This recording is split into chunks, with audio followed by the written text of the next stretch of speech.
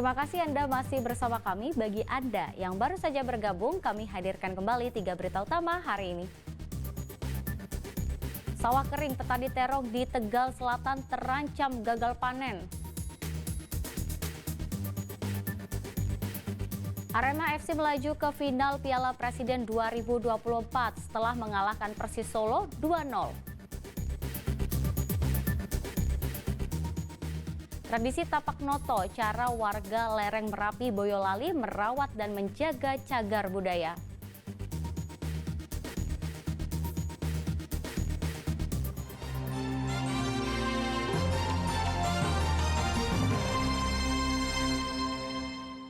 Sempat buron, seorang pria yang kerap menjual ganja di Brebes dibekuk polisi saat tertidur di rumahnya.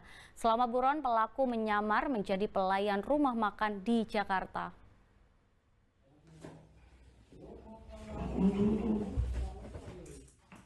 Panji tak berkutik saat kedua tangannya langsung diborgol 2 petugas Sat Narkoba Polres Brebes. Pelaku pengedar ganja warga Karangsari, Kecamatan Bulukamba, Brebes ditangkap saat tertidur pulas di rumahnya.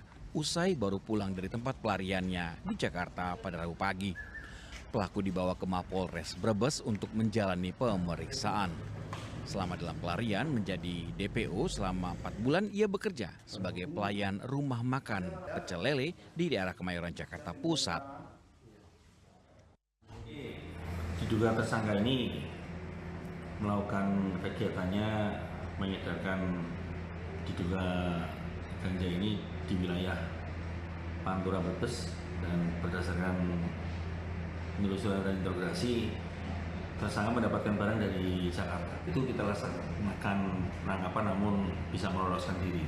Di sini terjadi lagi TKP yang kedua ini tadi dilakukan penangkapan oleh tim unit. Polisi juga menyita barang bukti berupa ganja sintesis berat 1,2 gram. Pelaku kini terancam kurungan hingga 12 tahun penjara. Sugihartono melaporkan dari Brebes. Penyidik Satreskrim Polrestabes Semarang mendatangi rumah mewah di kota Semarang yang dijadikan konten horor. Polisi masih menyelidiki kasus tersebut dan belum ada penetapan tersangka.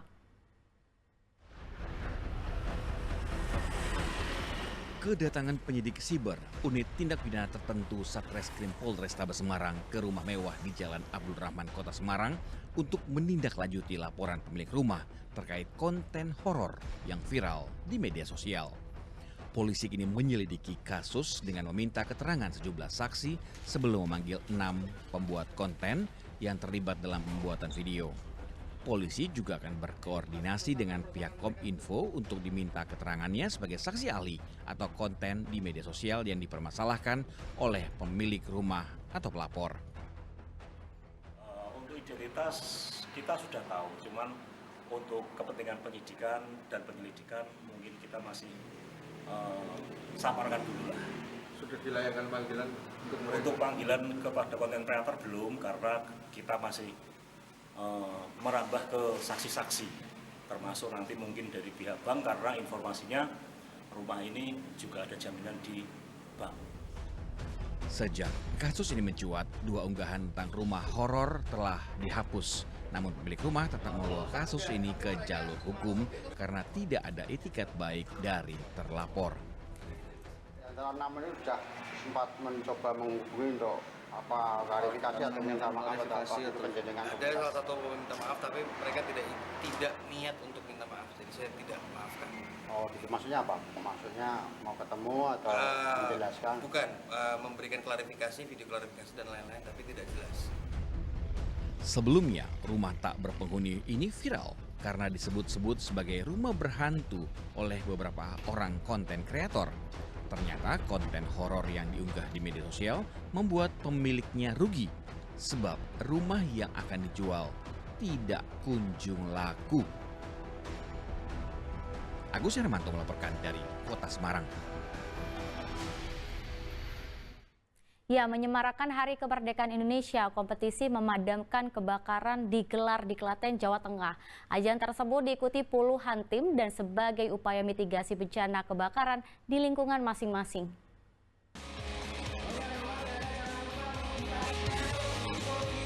Rabu siang di alun-alun Klaten, 28 tim instansi pemerintah dan swasta di Kabupaten Klaten mengikuti kompetisi memadamkan kebakaran atau Fire Safety Challenge.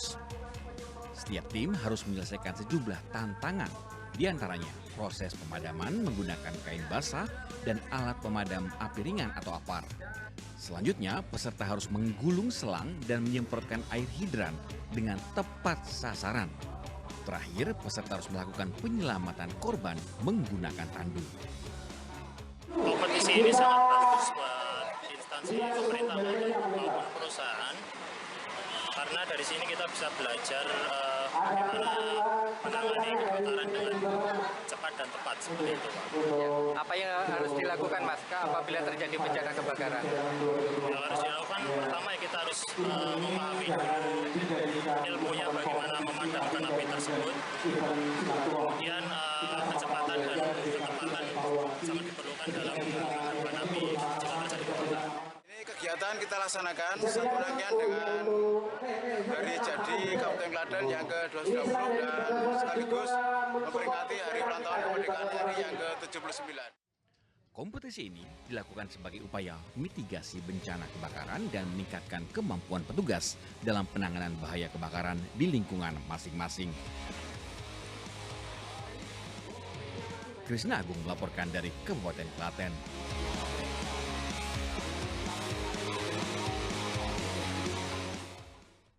Ya, Arema FC berhasil ke final Piala Presiden 2024 setelah mengatasi Persis Solo 2-0. Charles Lokolingoy jadi bintang Arema berkat 2 gol yang dia cetak di pertandingan ini. Skemanya Lokolingoy mencetak brace-nya. Persis Solo menjamu Arema FC di semifinal Piala Presiden 2024 di Stadion Manahan, Solo, Jawa Tengah, Rabu malam. Persis berupaya unggul lebih dulu melalui aksi striker Ramadan Sananta. Sananta sempat mencetak gol di pertengahan babak pertama, namun dianulir akibat offside. Tapi karena belum dieksekusi, dia ikutin aja dulu. Begitu dieksekusi, baru offside. Dua pemain dengan cover CDB. Tidak lama berselang, bola sepakan Sananta masih melambung di atas gawang Arema. Di babak kedua, petaka terjadi kepada Persis setelah kiper Muhammad Riyandi melakukan blunder. Bola disambar Charles Lokolingoy dan Arema pun unggul 1-0. Tapi dikontrol sejenak dan tidak melihat adanya lawan yang mau kirimkan umpan. Pada menit 71, striker Arema Dalberto Bello sempat menjebol gawang Laskar Sang Bernyawa. Namun gol ini ditinjau lewat VAR dan akhirnya dibatalkan karena Dalberto telah terjebak offside. 10 menit kemudian, Singo Edan kembali bersorak riuh setelah Lokolingoy mencetak gol keduanya di laga ini. Arema pun menang 2-0 dan bakal menantang Borneo FC Samarinda di partai puncak pada Minggu 4 Agustus mendatang. Tim Liputan melaporkan. Dalam babak semifinal Piala Presiden, Arema berhasil mengatasi perlawanan dari Persis dengan skor 2-0. Manajemen Arema berjanji telah menyiapkan bonus bagi para pemain jika Arema menjuarai Piala Presiden tahun ini.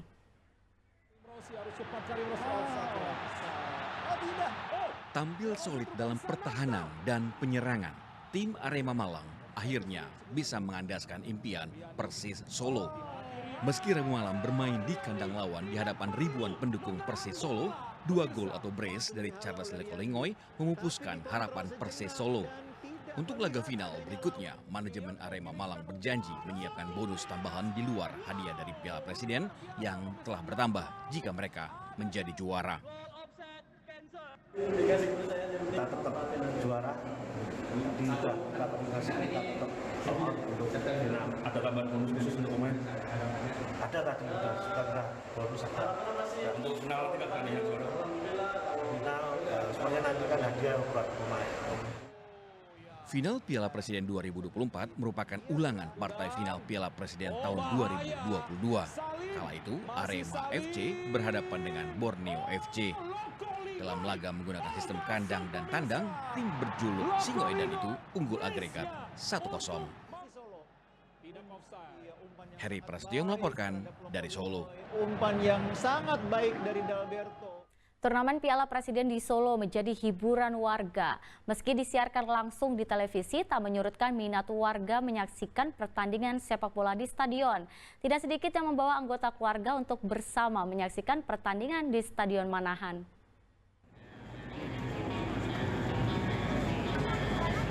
Walau menggendong putri kecilnya di bahu kiri dan memegang putranya di sisi kanan, Pak Thomas tetap antre dengan tertib di pemeriksaan tiket masuk Stadion Manahan Solo. Ini adalah kali kedua dirinya membawa kedua anaknya menonton pertandingan Piala Presiden. Sebelumnya, ketiganya juga menonton pertandingan semifinal Persija melawan Borneo FC. Sebagai warga Surakarta, ia ingin menyaksikan timnya Persis Solo bisa mengalahkan Arema Malang. Sama anak. Kenapa nih Pak nonton sama anak-anak? Ya ini kalau di TV kan desainnya kurang pas dan mau kesini kan rumahnya juga dekat dengan kita. Lihat secara langsung lebih asik ya Pak ya? Lebih asik. Baru udah ke sini lihat yang Persija sama Borneo itu ya kita dapat ikan lagi dari sekolahan dan kita berangkat lagi. Alhamdulillah ya anak-anak katanya seru, asik itu. Jadi hiburan juga ya Pak ya? Jadi hiburan anak juga. Rencana sampai final Pak nontonnya? Walau tim kesayangannya Persis Solo kalah dari Arema FC, tetapi Thomas mengaku tenang membawa anaknya ke stadion. Ia merasa pertandingan sepak bola Piala Presiden aman untuk anak-anaknya. Selain itu, panitia juga memberikan ribuan tiket gratis pada anak-anak SMP, SMA, dan sekolah-sekolah sepak bola. Juga anak-anak yang ingin menyaksikan langsung pertandingan Piala Presiden. Walau masih berusia belia, anak-anak ini pun terlihat menikmati pertandingan sepak bola. Sesekali bibir mungilnya berteriak memberi semangat tim kesayangannya.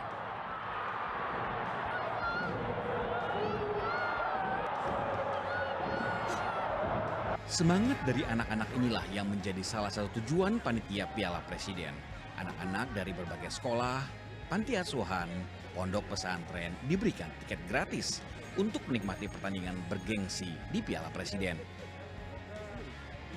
Ini menarik ketemu sama anak-anak sekolah ya. Selesai dari Al-Azhar ya. Ketemu gurunya juga, jadi kita senang.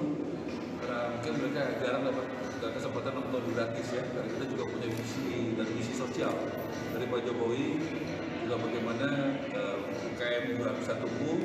Juga di sini kita mengundang anak yatim-piatu, anak-anak SSB dan juga anak-anak sekolah. Supaya minat olahraga itu sudah tumbuh dari mereka sekolah ya, dari SMP gitu.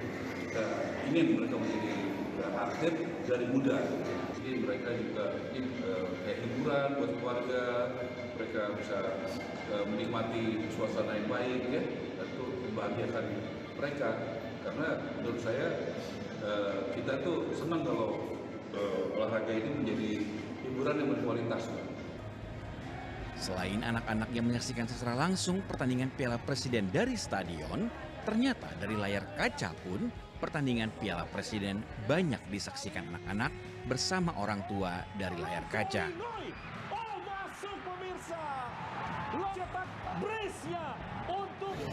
Dan saat ini penonton bola lokal itu bukan hanya laki-laki. Kalau zaman dulu kan hanya laki-laki ya. Sekarang sudah menyebar juga ke ibu-ibu, ke keluarga, dengan anak-anaknya juga ke remaja. Karena ini tayangan yang bisa menggather atau bisa mengumpulkan seluruh anggota keluarga untuk menonton bersama-sama. Sepak bola yang telah menjadi milik seluruh masyarakat ingin terus dinikmati anak-anak sejak dini. Diharapkan kecintaan pada sepak bola sejak dini bisa menimbulkan bakat-bakat baru untuk mengangkat nama Indonesia lebih tinggi di panggung sepak bola dunia. Heri Prasetyo dan Tim Liputan melaporkan dari Solo dan Jakarta. Lini pertahanan menjadi kunci bagi Arema.